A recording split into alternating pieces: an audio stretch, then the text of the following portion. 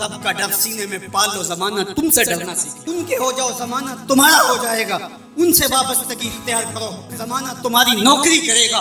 پھر میں اقبال کے لہجے میں کہنا چاہوں گا کہ محمد سے وفا تم نے تو ہم تیرے ہیں. یہ جہاں چیز ہے کیا لوح و قلم، پھر کائنات تمہاری باج گزار ہوگی، تمہاری دہلیز کی لونڈی ہوگی. زمانہ تمہارا نوکر شرط غلام بن، تمہارا لب و لہجہ بتائے ہم، تمہارا طرز زندگی بتائے، تمہارا کردار بتائے. تم ترازو پہ کچھ تول رہے ہو، لوگ یہ غلط نہیں تول سکتا، یہ امت رسول ہے. تم بول رہے ہو، لوگوں کو یقین ہو کہ یہ جھوٹ نہیں بول سکتا، یہ رسول اللہ کا. تمہارا طرز زندگی بتائے میں امت، تمہاری وحدت، تمہارا طاقت. وَكَذَلِكَ جَعَلْنَاكُمْ کو بانٹ ایک دوسرے کا نوچنے لگے، تم ایک دوسرے کے جبے پھاڑنے لگے، تم ایک دوسرے کے لیے نفرتوں کے بیج بونے لگے.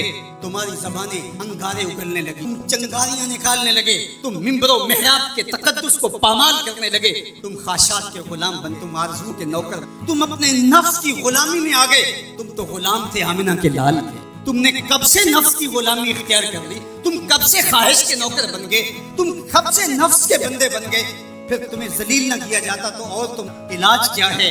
تقدیر کے قاضی کا یہ فتویٰ ہے ازل ہے، جرم ضعیفی کی سزا مرد مفاجات. یہ تقدیر کا فیصلہ ہے. عبد القادر روہیلے نے ملک تیمور کو قید کر آنکھیں نو کے خنجر سے نکالی اور اس کی حرم کی بیٹیوں بہنا ناچ جانے اس کو کیا خیال. اس نے سارا اسلحہ اتار کے پھینک اور اس نے کہا کہ ایک سپاہی اس حالت کے اسلحہ اتار کے خراٹے لے، ایک سپاہی کی شان ہے. یہ میرا مجھے خیال آ گیا کہ بہت سے میرا خیال میرے نے کہا کہ میرے خنجر کو پڑا ہوا دیکھ کے اور مجھے خراٹے لیتے ہو جب تم ناچ رہی ہو تو پھر میں نے غلط نہیں کیا. تمہارا علاج یہ جب شام آزاد ہوا، جب بغداد کے اندر اس امت کی شہزادی میں اس زمان جو ہمارے ساتھ بنایا گیا، ہم خواہشات کے وکذالک. دوسری بات وسط بن باعظمت با کمال امت. تیسرا من موت عظمت کے جس معراج پہ بٹھایا تھا، جو الہت لی مسجد، پوری کائنات کو یہ مسجد، تمہیں یہ عزت نے فرمایا میں آخری نبی ہوں، وانتم آخر الامم، تم آخری امت ہو. پس خدا بر ما شریعت ختم کر، بر رسول ما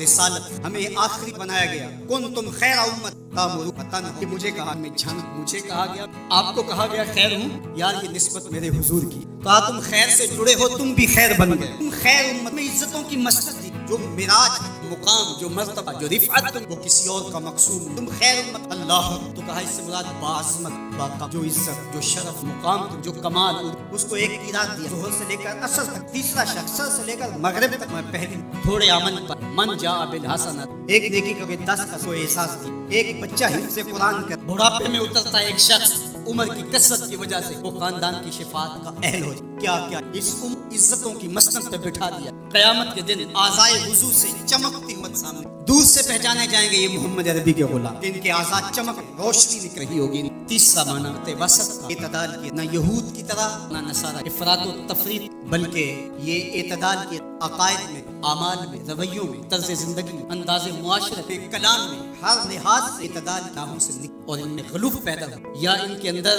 تفریط پیدا ہو تو نتیجہ یہ ہوا امت یہود شان الوہیت اور کیس کر. انبیاء علیہ السلام کی دشمنی ملنے 70 نبی. آج اگر خدا میں ہمیں کوئی تکلیف ہو، میں اور آپ ہو اس راستے کے نبی شہید امام رازی نے طائف تک 70 ایسے نبی قبر وفات سے یہ دین قدرے ہمارے تک یوں ہی نہیں پہنچ، ہمارے اسلاف کی قربانیوں. اور دوسری جانب نصارہ نے انبیاء کے ایسا بگاڑ کے رکھتے عیسیٰ کو قانون ثلاثہ مبتلا مجموعے کو الہ کہا. افراط اور راہوں پہ گمراہیوں شکار ہوئے میرے اسلام کے مستقبل. اور ہر روز ہر نمازی ہر نماز کی ہر رکعت میں اصالتاً یا وقالتاً یہ کہتا ہے اہدنا الصراط. یہ اتنی ضرورت ہے ہماری کہ اللہ سے مستقیم راہ مانگے کہ چونکہ دونوں جانب لڑکنے کے اندیشے لمحہ لمحہ موجود، پھر اس کو اجالنے کے لیے آگے کہ غیر المغضوب علیہم الضالین، یعنی نہ تو گمراہوں کا راستہ اور نہ جن پر تیرا غضب ہوا، نہ افراط نہ تفریط. یہ مستقیم راہ پہ، کیونکہ سیدھی راہ پہ گامزن ہونا ہی ہدایت کی علامت ہے. جب ترازو کے دونوں پلڑے برابر رہتے ہیں تو اس کو عدل کہتے ہیں. اسی سے اعتدال نکلا. کوئی پلڑا جھکا نہیں تو عدل